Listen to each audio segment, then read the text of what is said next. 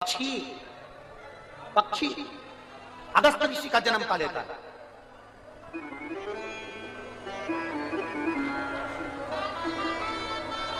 जिस प्रदोष व्रत का हम वर्णन करते हैं, जिस प्रदोष के दिन का आपको बधाई कल हमने दी थी कि प्रदोष की आपको बधाई हो। प्रदोष शाम का जो समय होता है, प्रदोष काल जो होता है, उसका वर्णन जब हम करते हैं, ये प्रदोष की पूजन का विधान किसने बनाया, ये प्रदोष की पूजन का नियम किसने बनाया, ये प्रदोष की संध्या काल का, प्रदोष के समय का पूजन का विधान कौन बनाया, ये प्रदोष के समय पर एक बेलपत्र चढ़ाने का विधान किसने बनाया, प्रदोष के समय पर एक समीपत्र चढ़ने का विधान किसने बनाया, प्रदोष के समय पर अगर मान लो कोई भिखारी से भिखारी व्यक्ति भी है जो ठेला चला रहा है, उसके पास में खाने के लिए कुछ नहीं है, फटे कपड़े पहन रहा है, उसकी जिंदगी में कुछ भी नहीं बचा और कर्जे में लदालूम हो गया, एक चावल का दाना अगर वो प्रदोष के दिन, प्रदोष काल में शाम के समय पर शंकर के शिवलिंग पर चढ़ा देता है तो 3 या 4 प्रदोष में उसका कर्जा चूकना प्रारंभ हो जाता है। प्रदोष का विधान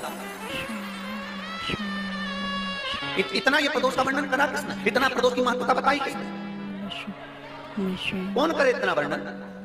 अगर प्रदोष की महत्वता बताने वाला कोई है, इसीलिए मेरे शंकर भगवान माता सती को लेकर कुंभज, अब कोई आपसे पूछे तो आपको उत्तर देना है। 12 ज्योतिर्लिंग में से एक ज्योतिर्लिंग है ओमकारेश्वर।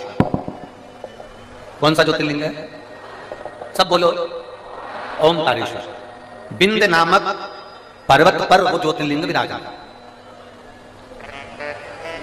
एक बार देवऋषि नारद भ्रमण करते करते बिंद पर्वत पर आ गए। अब नारद जी का तो काम तुम सबको मालूम ही है ना, नारद जी का काम तो मालूम है ना सबको, क्या काम है उनका। दुनिया के लोग कहते हैं नारद जी का काम है चुगली करने का, पर शिव महापुराण की कथा कहती है नारद जी का काम चुगली करने का नहीं है।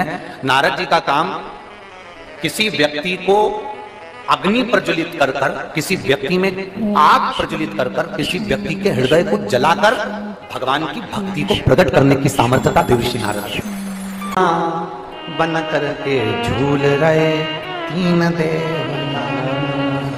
झूल। अब नारद जी का काम देखिए, दुनिया के लोग कहते हैं नारद निंदा करते हैं, दुनिया के लोग कहते हैं नारद चुगली करते हैं। अगर नारद नहीं होते तो चंद्र प्रकट नहीं होते, अगर नारद नहीं होते तो दुर्वासा प्रकट नहीं होते, अगर नारद नहीं होते तो दत्तात्रेय भगवान प्रकट होते, अगर नारद नहीं होते। नारद जी चले लक्ष्मी जी के पास में पहुंचे, मैया आज बड़ी बेचैन दिख रही हो। लक्ष्मी जी बोली क्या बताएं, हुआ क्या। अपने पति को भेजा था अनसुईया जी की परीक्षा लेने के लिए, पर पते नहीं है उनके, आज बहुत दिन हो गए दिखे नहीं है। नारद जी बोले वो तो पल्ले में झूल रहे हैं। लक्ष्मी जी बोली फालतू की बात मत कर, मेरा इतना बड़ा पति कोई पल्ले में झूलेगा, चल जा से जा। नारद जी वहां से चले तो पार्वती जी के यहाँ पहुंच गए। पार्वती जी बहुत डिप्रेशन में थी, बहुत टेंशन था माता पार्वती जी।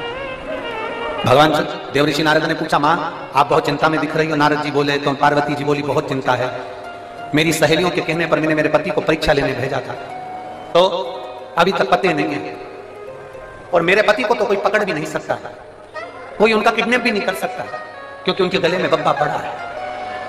किसके बाप में दम है कि मेरे पति को पकड़ ले, दम चाहिए।